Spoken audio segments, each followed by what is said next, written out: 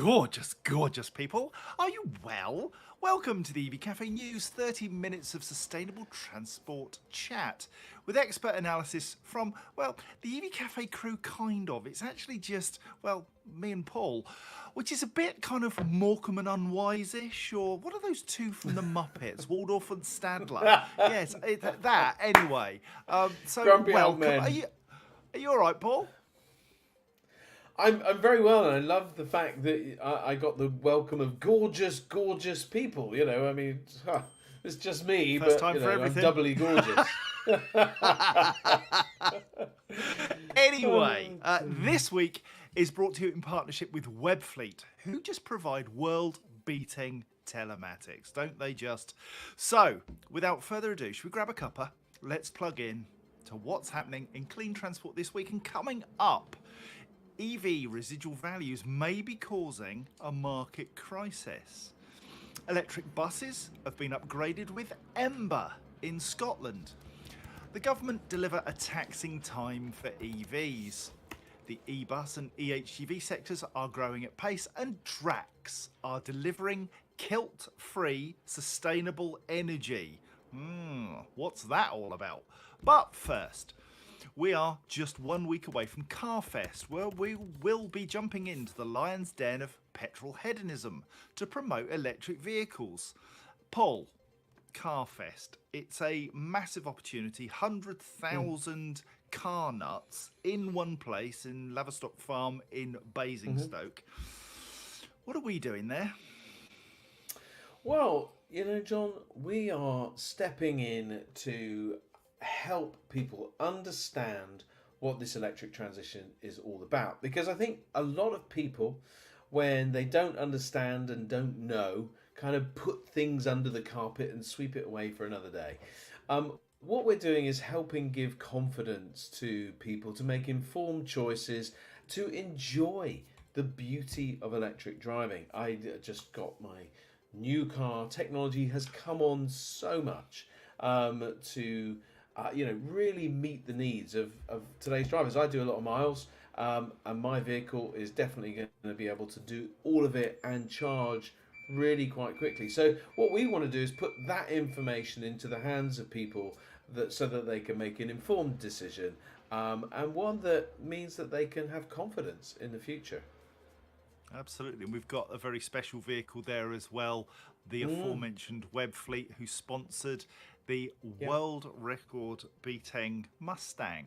That's going to be good. Absolutely. We've also got Jason Plato from British Touring Car Championship and Rick Parfitt Jr. We've got the legend that is Formula One's Ross Brawn.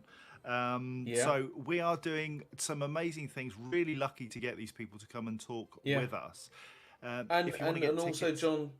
Also, John, we've got the AA, Europe Car, Iveco, others going to be there as well, all pushing in the same direction. So credit to all of those that have stepped up to kind of help with this transition, because it's not an easy thing, and this will make a real difference, I think. And it's a massive, massive weekend out. I think, you know, they've got 8 zones at Carfest. So there's something for chefs, there's something for kids, there's something for music lovers, there's something for relaxation and spas and massages and all that stuff. So if Paul goes missing, we'll know exactly where he is. It's going to be a ball. If you want to find out more, carfest.org is where you go. You can buy your tickets, come along, see us, come and say hello if you are going to be there. It would be fantastic to see you. Right, should we crack on? Indeed. Let's. Yes. Right. Let's. Fleets are facing an increase in monthly rental rates for battery electric vehicles as leasing companies try to recover from a collapse in residual values. Such is the decline in used battery electric values, one leasing company even said it would be forced to walk away from EVs due to the financial risks involved if more stringent zero-emission vehicle targets were imposed.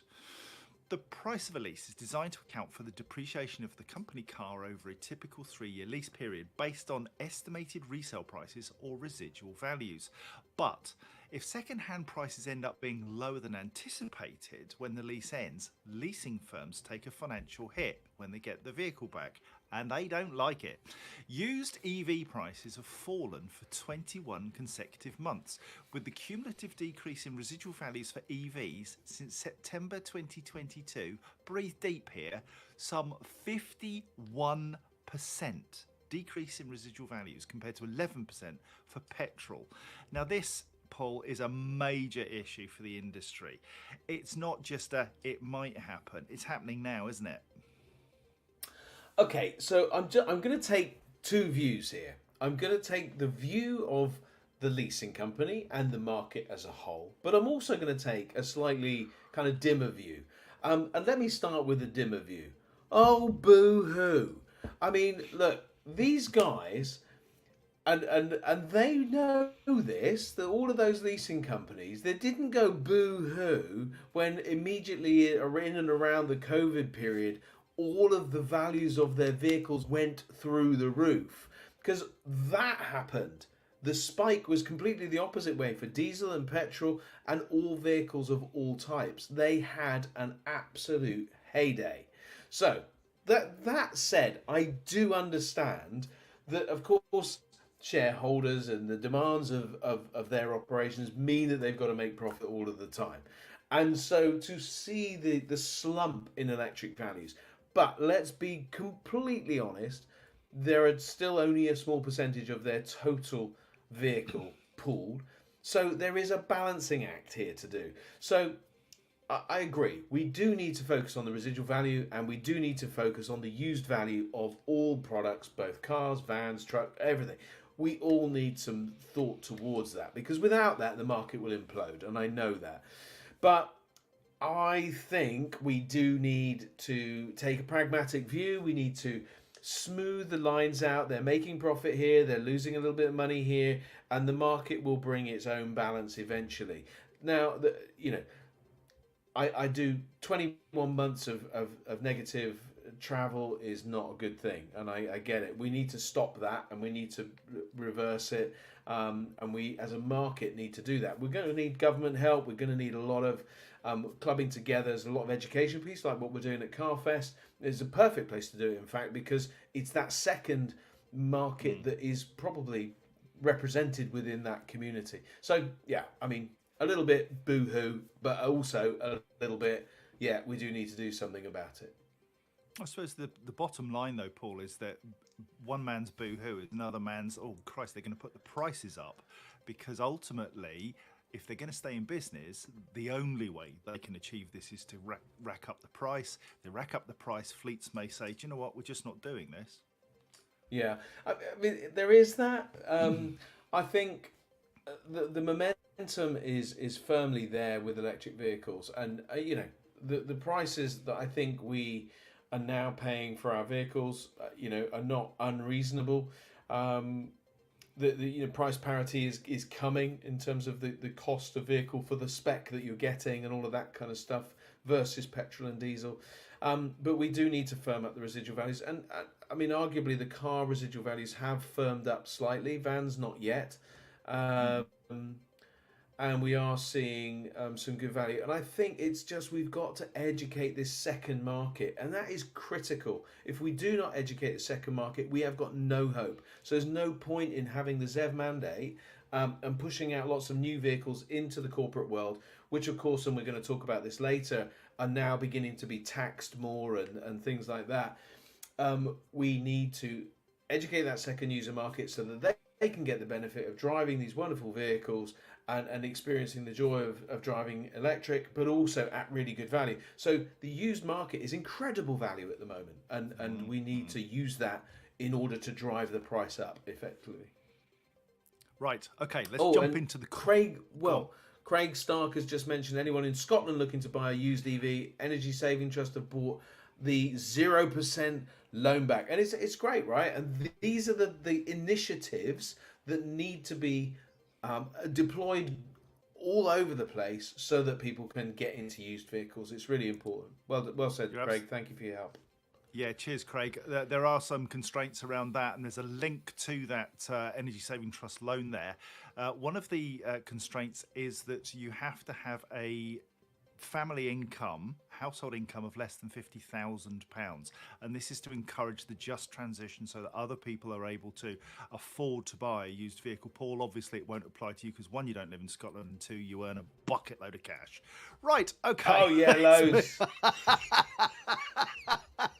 Let's move on. Speaking of Scotland, as we did there, Ember, the UK's first all-electric intercity bus operator, has increased its fleet of zero-emission coaches with a £5.6 million loan from Triodos Bank UK. The transport startup launched in 2020 with 2 coaches operating its first route between Dundee and Edinburgh. And today, Ember's network also includes services to destinations including Glasgow, Stirling and Kinross. The purchase of an additional 14 coaches will take its total fleet to 38 vehicles, helping provide more passenger trips every week and scale its route network further. Excuse me. As well as expanding its routes, the company has made significant improvements to its coaches since it first launched, including increasing passenger spaces from 38 to 53 and tripling luggage capacity. Ember's vehicles now also provide 5G Wi-Fi access. Now, how significant is this story, Paul, in building operator confidence in electric public transport? Because Ember are out there doing it. So I suppose there must be organisations sitting there thinking, we better jump on the bandwagon? Well, John, I think they already are jumping on the bandwagon. I think some 50% plus of all buses registered are now electric. There is a huge number of buses, new buses coming into the market being electric. It is quite the revolution in many respects, and I think it's good to have the story. It's good to have operator confidence. I think what we need is, passenger confidence. Not necessarily in electric, but in public transport in general. And I think we need to be able to get that public transport out there to people so that they can all kind of access it and that they have confidence in it. So as much as anything, I think electric is already dominating that sector. And we can see a lot of zero emission initiatives coming out. We talked about the tourist company in London the other day doing the open top bus tours in electric vehicles, and so we're seeing buses everywhere, and that is really good news. And long may that continue. We just need consumer confidence in using said buses to build up their market, because obviously if nobody travels on those buses, then they're going to go out of business pretty quickly. So yeah. How can we incentivize that? And again, it's all about this drive to get the market into a place where we need it sort of shepherding through the gates of public transport, walking more, bikes, and of course zero emission transport when we get to that stuff that's got engines today. Indeed, the good old hierarchy of transport. Right, let's jump in to the comments, shall we? Now, there's something quite remarkable. If this is true, Carl Elliott, you really do need a check-up from the neck up, because it says here on my readout that you logged in at 6:57 this morning. And if that is right, my friend, you have just won yourself an EV Cafe mug, gold-plated and delivered by Paul Kirby, naked riding a donkey. That is quite remarkable. Just a mug, Carl, just so that you're clear. Just a mug. John's all right. Excessively setting the expectations there. Did I get overexcited there for a minute? All right, Carl. Actually, I don't think Carl's still here. He only gets the mug if he's still here. Carl has gone off for a sleep. Great effort. Love that. Leon Gomez at 8:45 is a creditable second, but sort your life out, my friend. Gary Comerford, you won't catch me arriving early just to be the first one here. Oh, darn, he says. 9:22. Set an alarm clock, my friend. Who else we got? Mark Elliott. We talked about Carl Elliott. We've got lots of Elliots. Yeah. That's interesting. Ron Godfrey, Yes. he was late, 9:56, although he was early. Esther, good morning, Esther Jones. How are you indeed? Who else we got? Dan Martin. Hello, Dan. Holly Baldwin, she keeps cropping up. Good morning. Now, we're going to be seeing Holly next week on the EV Rally of Scotland. Holly's kind of the one who does all the work in the background. Colin Boyden, hello, Deja. All right. He gets all the glory, but Holly does all the work.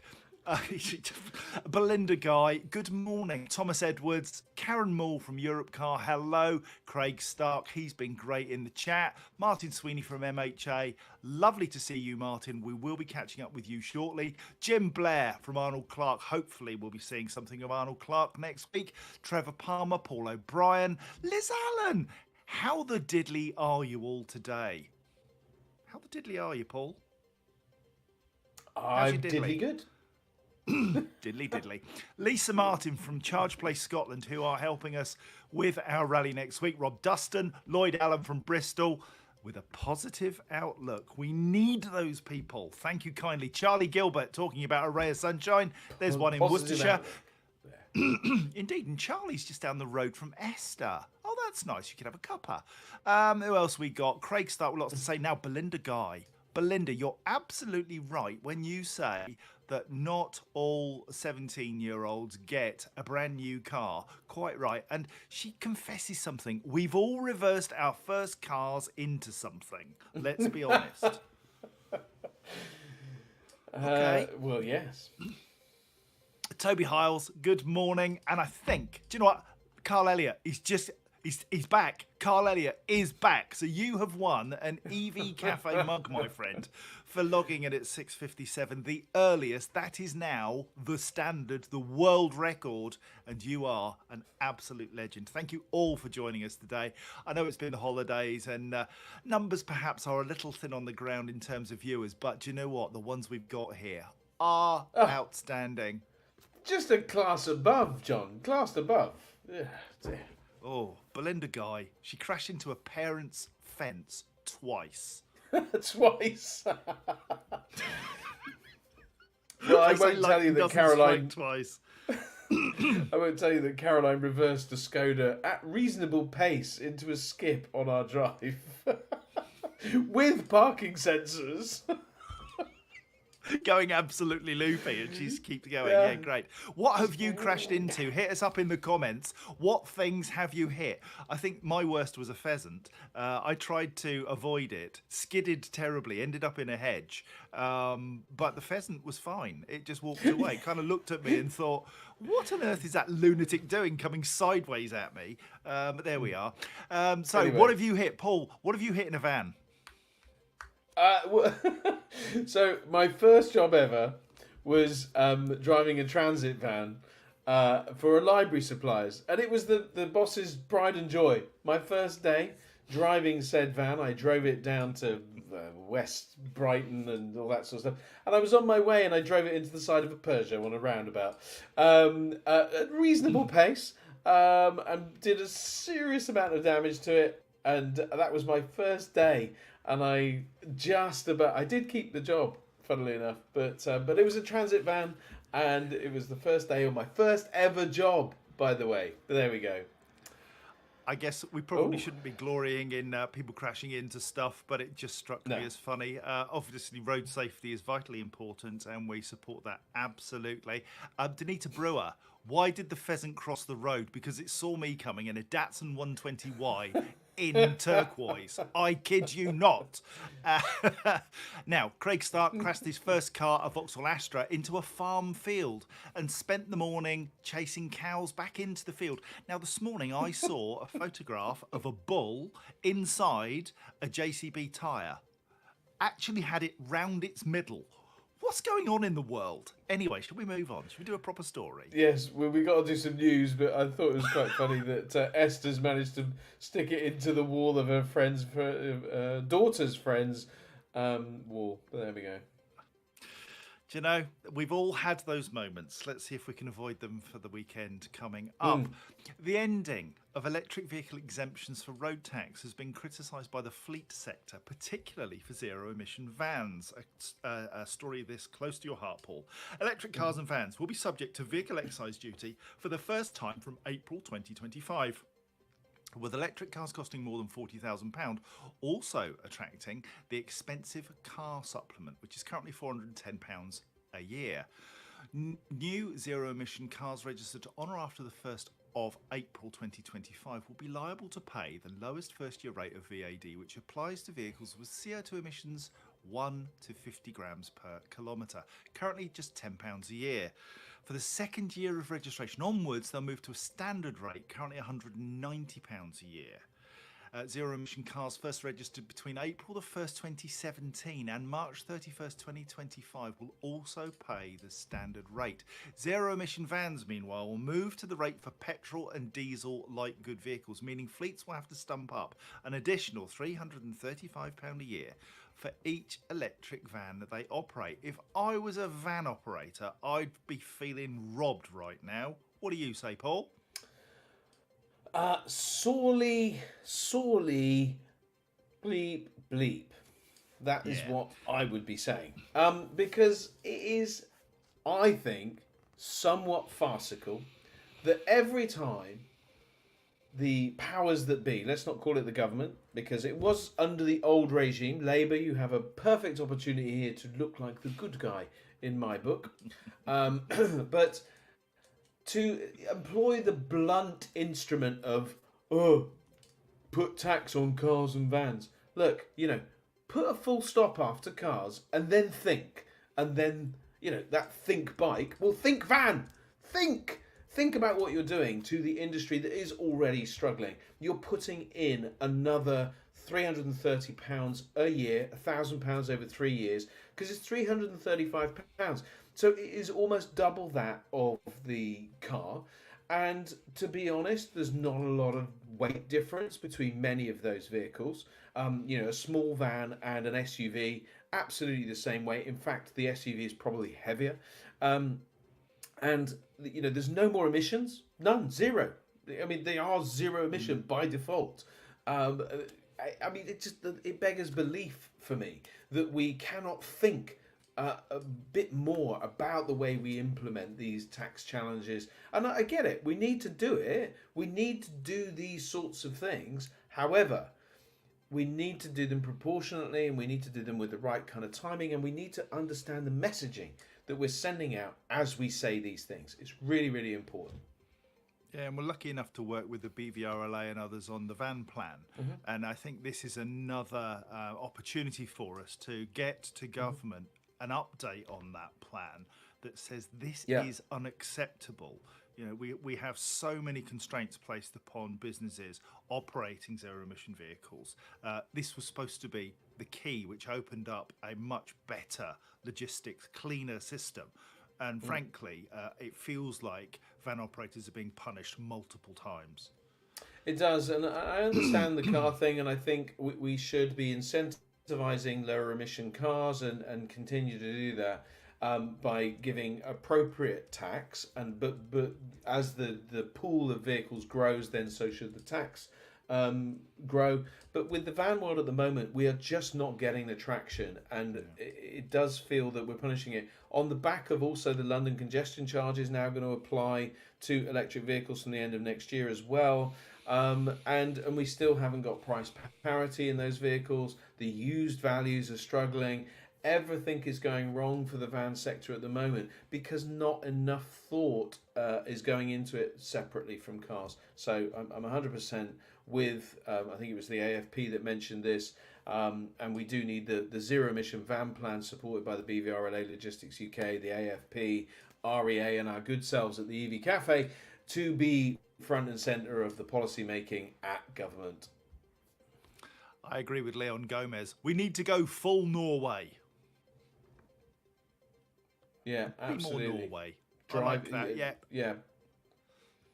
Tax diesel and petrol, and give incentives still for the electric world until we get to the likes of Norway, where the 80% of their new registrations are electric.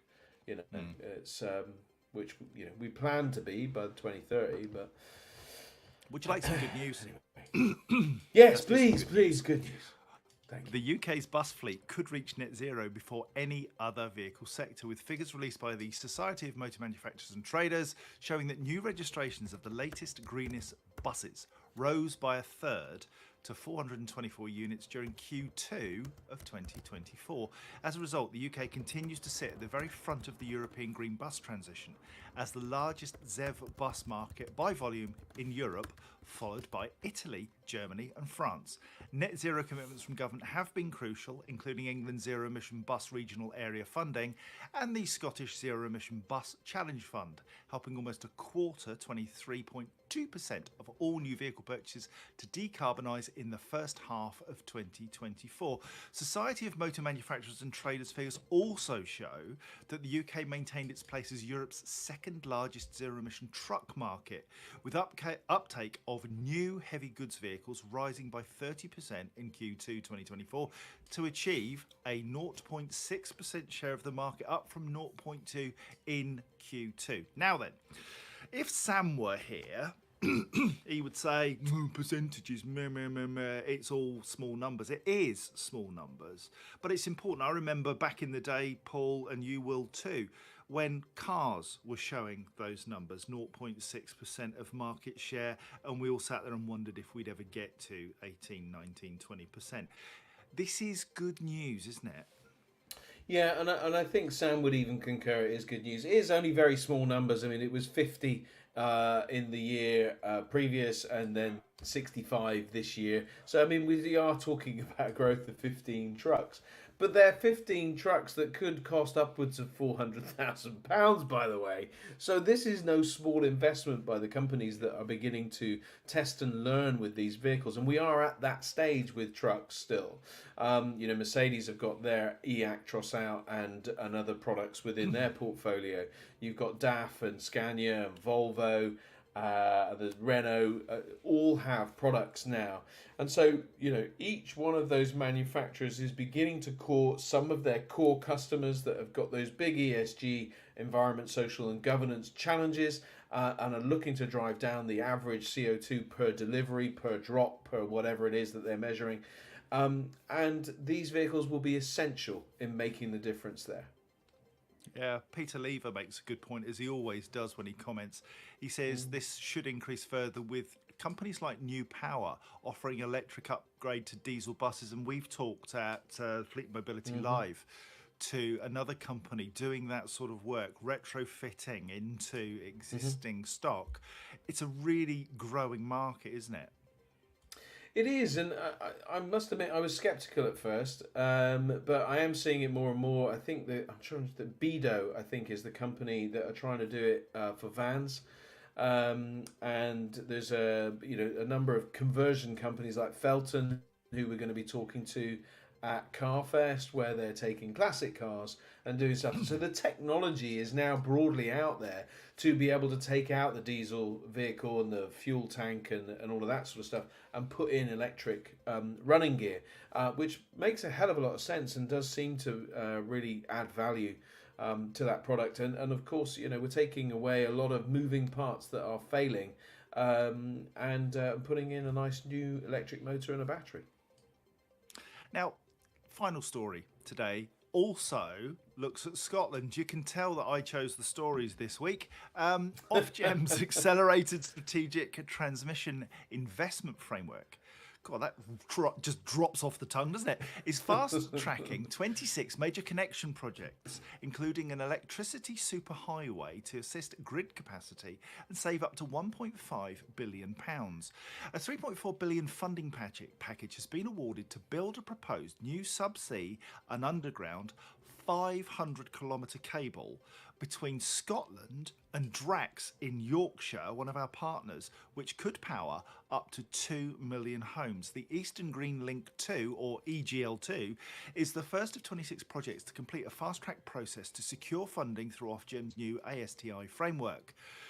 EGL2 will deliver a 2 gigawatt high voltage electricity superhighway cable link between Peterhead in Aberdeenshire, and it's the only good thing about Peterhead, and Drax in North Yorkshire, which will help harness the potential of British offshore wind power. We've called it out before. We are an island nation, Paul, and we should be generating much, much more of our energy ourselves.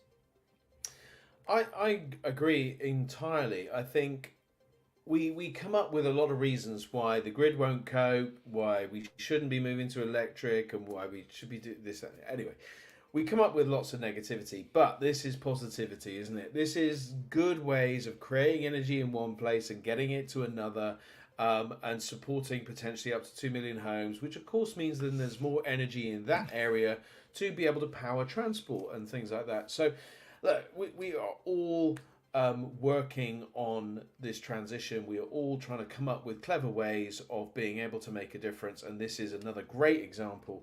And by the way, there is also a prison in Peterhead, so you know it's quite a difficult prison, a hard prison. So you know, always good if you get in trouble, you can go to Peterhead and spend some time there.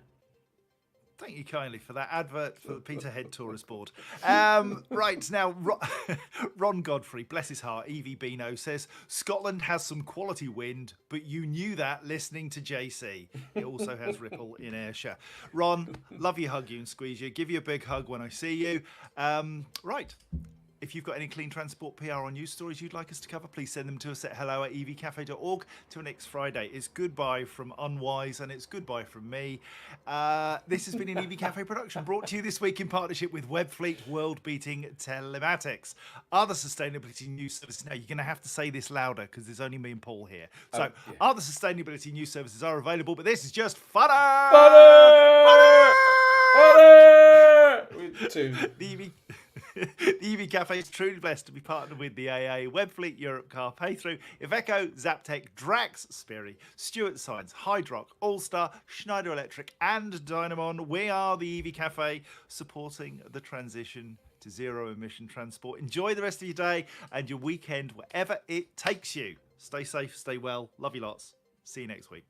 Oh, no, we won't. Because next week we're at Carfest, so there is no news next week. But we will be back. Unless you come to Carfest, and then we'll do it in person for you. How about that? There you go. You can have a live Carfest. Yes. Thank you for joining us, and we'll see you all in 2 weeks' time. See ya. Bye.